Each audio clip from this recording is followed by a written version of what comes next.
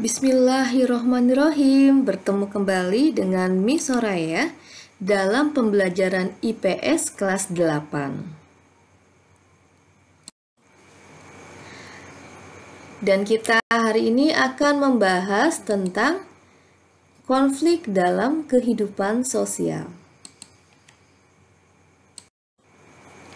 Kita akan membahas tentang pengertian konflik, penyebab konflik, bentuk konflik, situasi pemicu konflik, dampak konflik, dan upaya pengendalian konflik.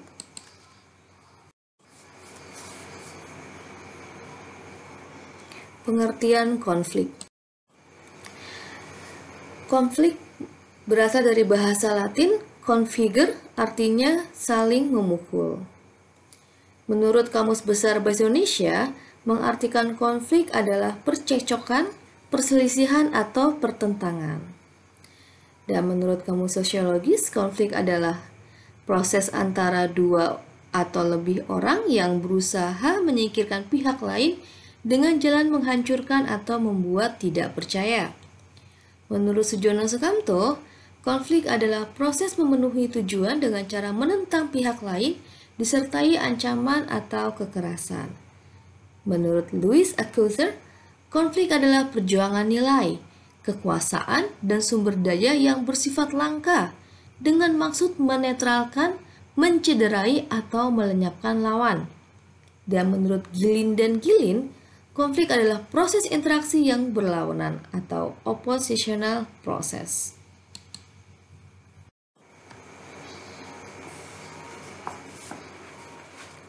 Faktor-faktor penyebab konflik.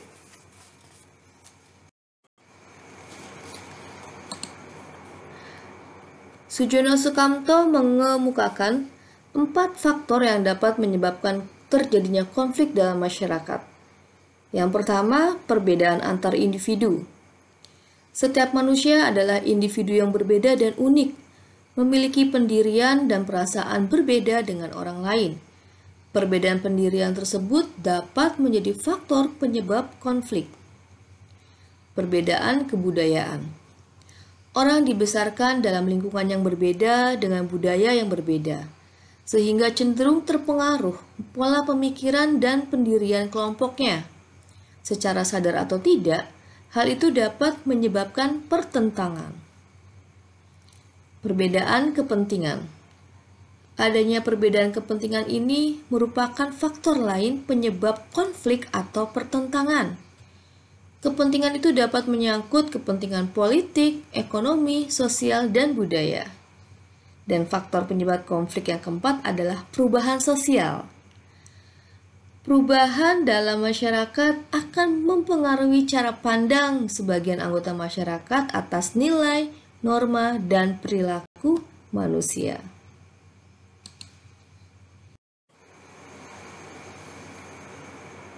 Bentuk-bentuk konflik.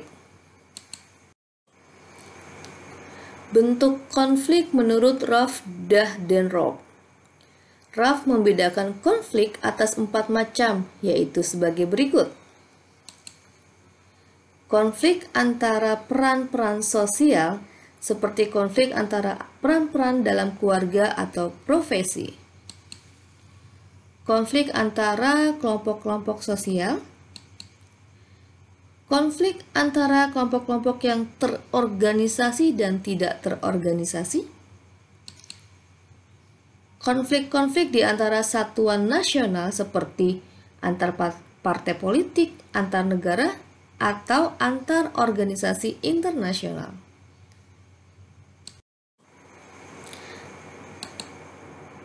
Bentuk konflik menurut Sujono Sukamto. Sujono Sukamto menyebutkan 5 bentuk konflik dalam masyarakat, yaitu sebagai berikut. Konflik pribadi. Konflik ini terjadi antara 2 individu atau lebih karena perbedaan pandangan dan sebagainya. Konflik rasial. Konflik ini umumnya timbul akibat perbedaan ras. Umumnya konflik ini terjadi dalam masyarakat dengan salah satu ras menjadi kelompok mayoritas. Konflik antara kelas-kelas sosial. Konflik ini umumnya disebabkan perbedaan kepentingan. Konflik politik.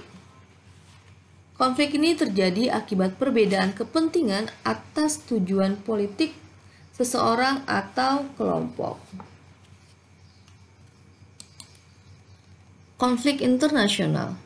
Konflik ini umumnya terjadi karena perbedaan kepentingan yang kemudian berpengaruh pada kedaulatan negara.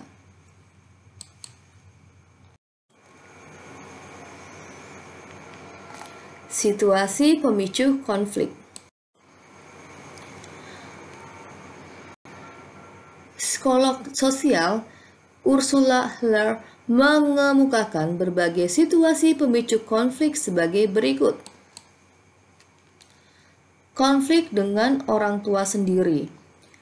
Konflik terjadi akibat ketidakserasian perilaku anak dengan harapan orang tua. Konflik dengan anak-anak sendiri. Konflik ini terjadi sebagai reaksi orang tua atas perilaku anak yang tidak sesuai dengan harapannya. Konflik dengan keluarga.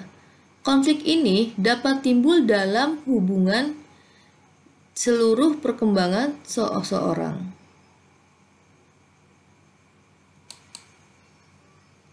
Konflik dengan orang lain. Konflik ini dapat timbul dalam hubungan sosial dengan teman, tetangga, rekan kerja, dan orang lain di lingkungan. Konflik dengan suami atau istri. Konflik ini umumnya timbul akibat berbagai kesulitan yang dihadapi dalam perkawinan, seperti persoalan ekonomi atau cara mendidik anak.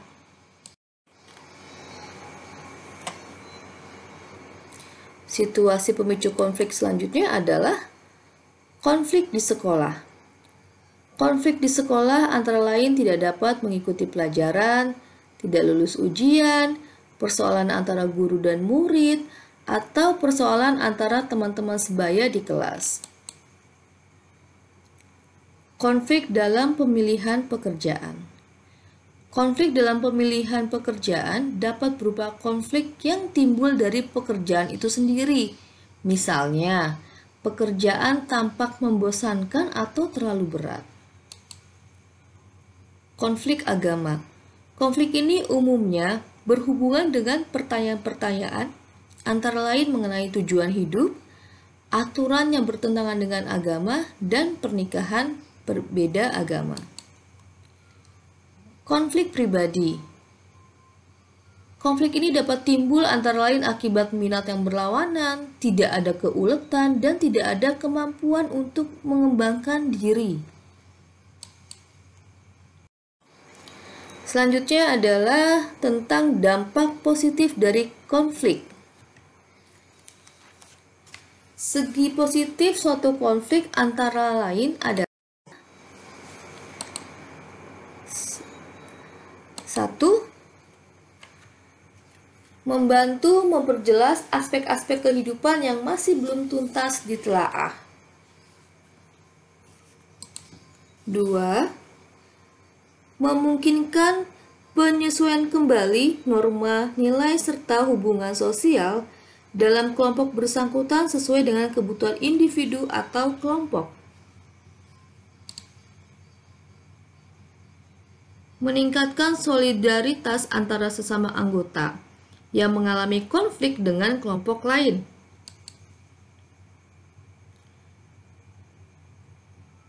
Sebagai jalan mengurangi ketergantungan antar individu dan kelompok.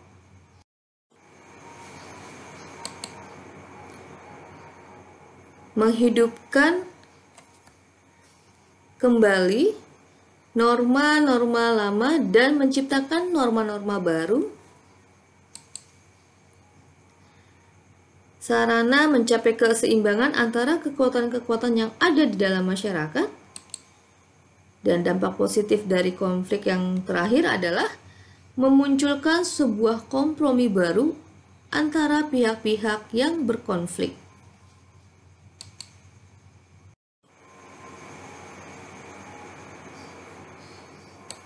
Dampak negatif dari konflik adalah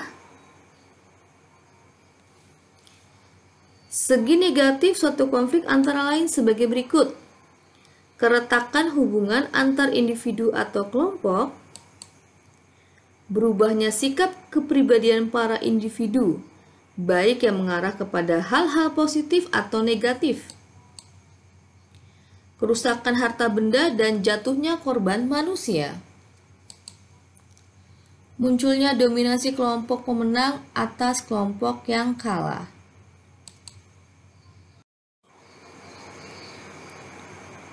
Pembahasan yang terakhir pada pertemuan kali ini adalah upaya pengendalian konflik. Secara umum, ada 3 upaya pengendalian konflik, yaitu melalui konsiliasi.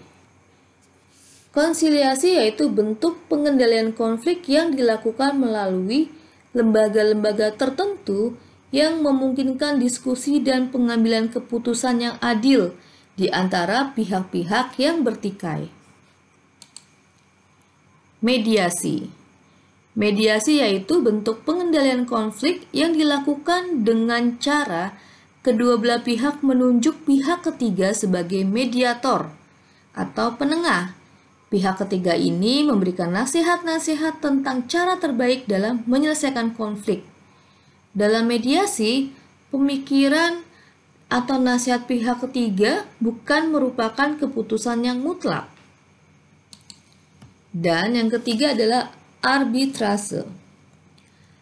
Arbitrase yaitu bentuk pengendalian konflik yang dilakukan apabila kedua belah pihak yang berkonflik sepakat untuk menerima atau terpaksa menerima hadirnya pihak ketiga yang akan memberikan keputusan untuk menyelesaikan konflik. Dalam arbitrase, keputusan yang diambil pihak ketiga harus diterima oleh kedua belah pihak yang berkonflik.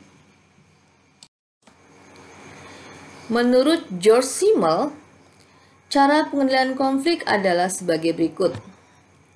Yang pertama, saling memaafkan pihak lain. Yang kedua, kesepakatan untuk tidak berkonflik. Yang ketiga, kompromi atau perundingan di antara pihak-pihak yang bertikai sehingga tidak ada pihak yang sepenuhnya menang atau kalah. Yang keempat, kemenangan salah satu pihak atas pihak lainnya. Dan yang kelima, rekonsiliasi atau memulihkan hubungan persahabatan pada keadaan semula antar pihak-pihak yang bertikai.